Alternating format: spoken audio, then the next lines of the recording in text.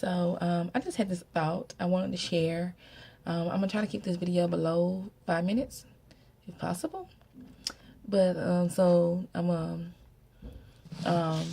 anyway, this is like my 8th pregnancy, but this is the 4th time that I made it this far. As far as I'm almost 21 weeks in a couple of days.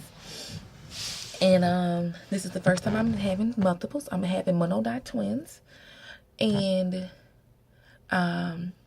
usually my past pregnancies, I really started showing, like my first 2, I gave birth at 23 weeks. My son, who's 16 now, was born 23 weeks, 4 days. He was born weighing 1 pound and 6 ounces. And my daughter was born at 23 weeks, 2 days. But she died. She was breech, and it was a very complicated delivery. But I had a massive infection. They could not do a C-section, and it was just horrible. But then my little girl, who's 2, was born at 39 weeks. But I was on shots and stuff with her. But anyway, no one knew I was pregnant. Especially my daughter, who was 39 weeks. I was like 37 weeks when people was like, "Oh, when is your baby due?" I was like, "Oh, in 2 weeks." And it was like, actually, she was born a week later because I had her at 39 instead of 40. And I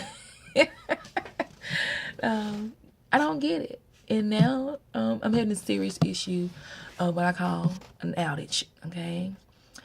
Because I've always been pleasantly plump, though I've always lost weight in my pregnancies. Before pregnancy, I was always a little plump, you know. So I've always had some type of belly. It may not have been like boom or whatever, but it's been there, okay?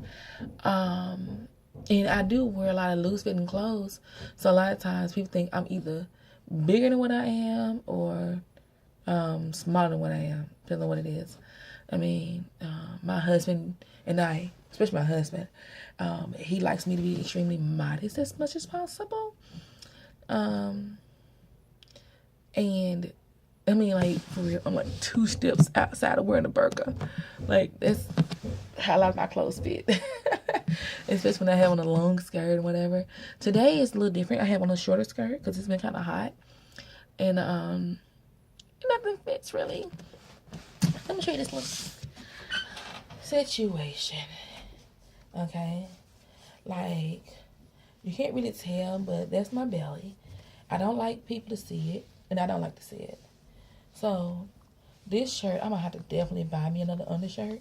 I've stretched this out to probably the capacity. I heard it go one day. I said, "Oh, I done stretched my shirt." But I don't want to stretch my skirt. My skirt only goes out so far. So I have to bend over like that. And I kind of pull it up. But it gets kind of tight on the extra stomach. I pull that, kind of wiggle it down, you know. And then whatever undershirt at the top. So, okay, here's the situation though. I did buy me some maternity clothes to keep me, you know, covered or whatever. But I spent over $130, y'all. I will not do that again. And the only reason I did that because the outfit I had on, I messed it up. I kind of pissed myself a little bit. And, yeah, it's that serious. Like, I sneezed and it was like, ah! But, luckily, I was in the vicinity of maternity store. But I went to Motherhood Maternity, and they had some amazing stuff, okay? I didn't know what to get. It was like, oh, my God.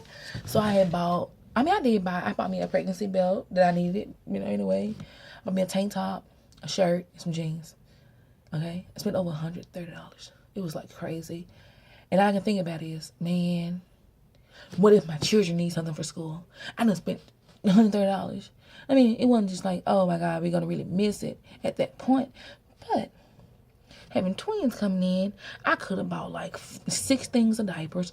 I could have, sorry, I just have an issue, mental issue. But anyway, I dropped this little concept, right? Maybe you can see it. Probably not. Anyway, there's this little issue, this little concept of what I'm doing. and this waistband is like that wide. I'm thinking about doing it where I can put it over my head, got elastic, and then I'm gonna put a pillow under my stomach, on top of my stomach, and then I measure it out over the pillow to make sure it's long enough where I want it to hang. I kind of want it to hang right at my upper thigh, and around where, you know, probably, yeah, I just want it like it's my upper thigh, just you know, over the stomach, so that I do wear a lot of tank tops, and I do wear a lot of I like to say blazers, but it don't really get too cold here until like January. By then the babies will be here, but that's what I'm thinking about doing. And but here's the thing, I've never done this before, and I have it drawn out, and I have made skirts before for me and my daughter, but and I'm thinking my natural waistline is like a 36, 38 inch. So I'm thinking that if I want to like double that to make sure that the elastic waistband fits more a little comfortable around, but then the skirt part itself, I'm thinking about tripling that one, even maybe, you know, quadrupling it. I don't know, but I hadn't really thought that far out yet as far as the measurements of it. But I want to do it long enough where I can kind of gather it so it can have like little, you know, gathers or whatever on it, kind of flow. Because I don't want it really straight. I mean, I don't want too much gathering, but I don't want it like super straight either. I want it to the point where it just kind of like just flows. And then if I put like a shirt on top of it, like a tank top or something, it can kind of look like a peplum. That's why I could do a peplum skirt. Like instead of me doing just like a connecting, I could just do like a peplum skirt, I'm thinking now. And then to do an elastic waistband or something where I can just put it over, like if I have like an outfit on or something like that, like a two-piece, I can do my tank top still, and then I can just put that on top of it and then do my blazer, perhaps. Anyway, if y'all have any ideas, in fact, I think that's what I'm gonna do, because I've done like a ton of peplums, and you know, I can just do that by memory, and in that way I can do it kind of asymmetrical or whatever, where it's a little longer in the front or something, but or in the back, and then kind of hang over my stomach though. And in that way, it's almost like the shirt I have on, where even if it's, you know, like if I do have a slip up outage or whatever else under my stomach, you won't be able to really see it. You know what I'm saying? And then I still probably put the pillow on and then measure down to make sure that I'm having my, you know, whatever. Because, you know, you still do it the same way. You know what I'm saying? Like you do a circle skirt, you still do it the same way. Right? And, yeah, I feel good like that right there. Right?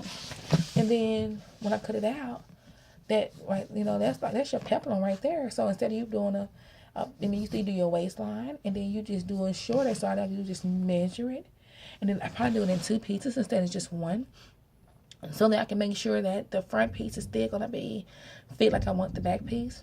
And then if I do it with elastic instead of a button, after I had these babies and our waist go back down, I can always, you know, take out some of the elastic or cut the waistband down or something like that and shrink it. So yeah, anyway, if you all know anything else, and this video is way longer than I wanted it to be, I'm at over 9 minutes now, but if you all who's watching know of any ideas or someone that I could follow to gather more ideas on how to be sexy in pregnancy but still hold your modesty, please comment in the section, the comment section. You can tag them with a link or a name, and I would definitely follow, because I love being pregnant. I love the way my body is changing.